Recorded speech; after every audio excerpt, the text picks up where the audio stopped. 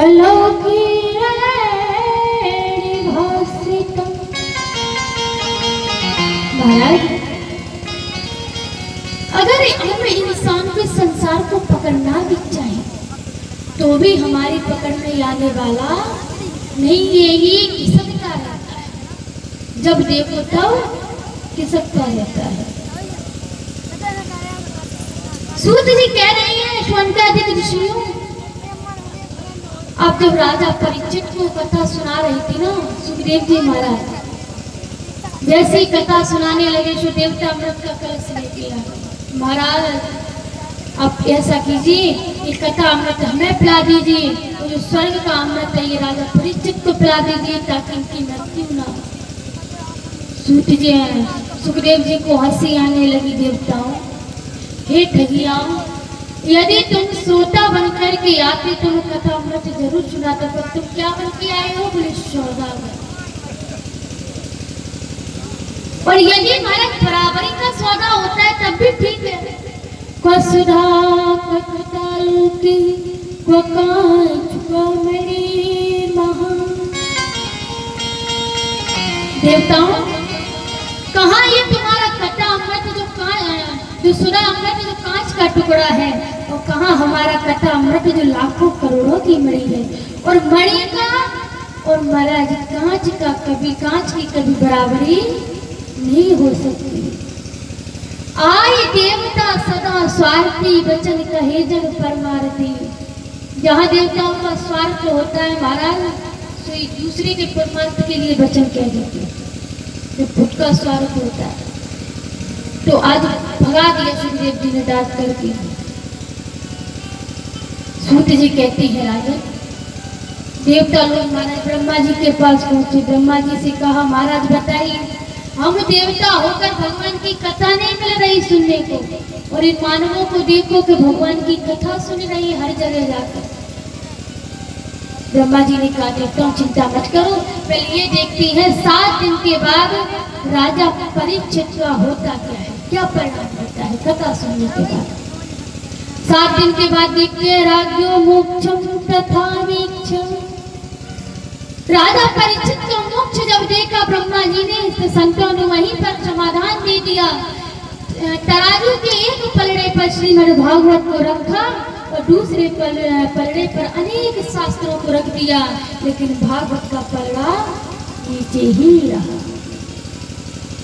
सिद्ध हो गया कि ये कोई साधारण ग्रंथ नहीं, बल्कि साक्षात भगवान कृष्ण ही श्रीमद् भागवत में समाहित हुए हैं। तो शौनकादिक ऋषियों, जैसे ही श्रीमद् भागवत महापुराण को सर्वश्रेष्ठ माना, शास्त्रों में सर्वश्रेष्ठ माना गया।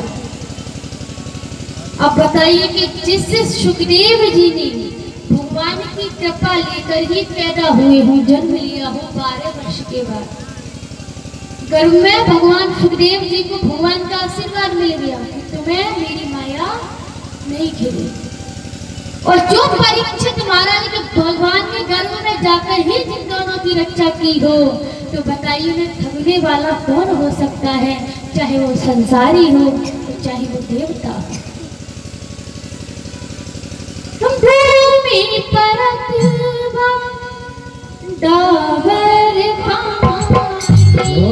भूमि परत डावर पाए।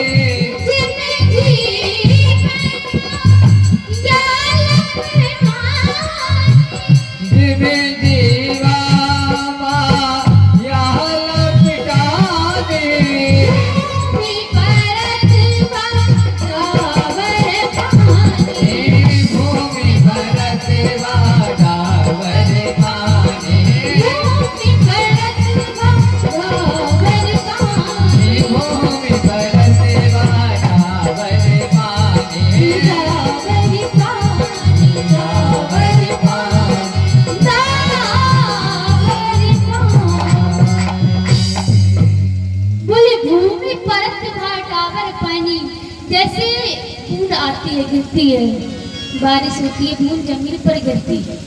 अब जब तक वो जमीन पर नहीं गिरती तब तक तो वो शुद्ध है, और जैसे ही जमीन पर गिरी एकदम मिट्टी में मिलकर के मैली हो जाता है पानी, तो भूमि पर का डाबर पानी। ऐसे ही जब तक माँ के गर्भ में हम हैं तब तक तो भगवान की माया हमें नहीं लपेटती, और जैसे ही संसार में हमने जन्म लिया, पैदा हुए कि तुरंत भगवान की माया घेर लेती है। लेकिन धन्य है सुखदेव जी कि जन्म भी लिया तो कब, जब भगवान ने आशीर्वाद दे दिया, सुखदेव जाओ संसार में जन्म लुट में, मेरी माया नहीं मिली। तो ऐसे परीक्षित को और सुखदेव को जो दोनों कथा, एक वक्ता हो एक श्रोता हो, भला उन्हें कौन ठग सकता है। ऋषियों ने प्रश्न किया, सोनिका ऋषियों ने महाराज एक बात बताई, जिस कथा को आप हमें श्रवण करा रहे हैं वो 7 दिन की परंपरा कहाँ से शुरू हुई, और ये 7 दिन की ही क्यों होती, इसे सप्ताह ज्ञान है कि क्यों कहा गया है। 8 दिन की हो सकती है, 9 दिन की हो सकती है, 6 दिन की भी कर सकते हैं, इतनी अच्छी कथा महाराज महीने भर की भी कर सकती है, लेकिन सप्ताह यानी 7 दिन की ही क्यों है। तब कहती है राजन, शौनकादिक ऋषियों ध्यान से सुनना, एक राही विशाल आया चतवार ऋषियों अमला, सत्संगाति समायाता ददृशु तत्रे नारदम्। ऋषियों, एक बार विशाल आकर बद्रीनाथ में 4 ऋषि कुमार भ्रमण करते हुए जा रहे थे। सोचा चलो कहीं भगवान की कथा सुनते हैं, कहते हैं।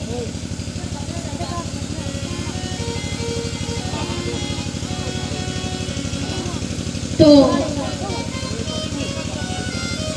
जैसे ही 4 ऋषि कुमार सनक सनंदन सनातन शंकर कुमार जा रहे थे, चारों ने सामने देखा महाराज नारद जी आ रहे। नारद जी को देख के प्रसन्नता हुआ कि चलो आज सत्संग करेंगे, भगवत चर्चा मिलेगी सुनने को। लेकिन देखते हैं कि नारद जी का गुरुमुख लटका हुआ है। 4 ऋषि कुमार कहने लगे, हे नारद जी, ब्रह्मपुत्र नारद जी, कथम ब्रह्म नीर मुखा कुतः चिंता करो भगवान।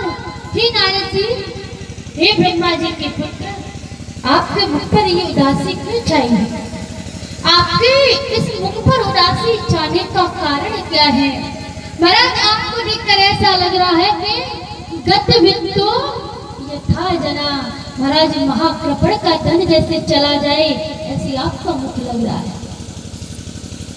हे नारद जी, आप बताइए कारण क्या है?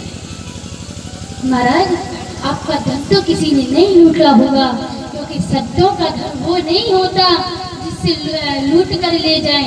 संतों का धन वो नहीं होता जो चोरी हो जाए। संतों का धन वो नहीं होता जो महाराज घट जाए। संतों का धन क्या होता है?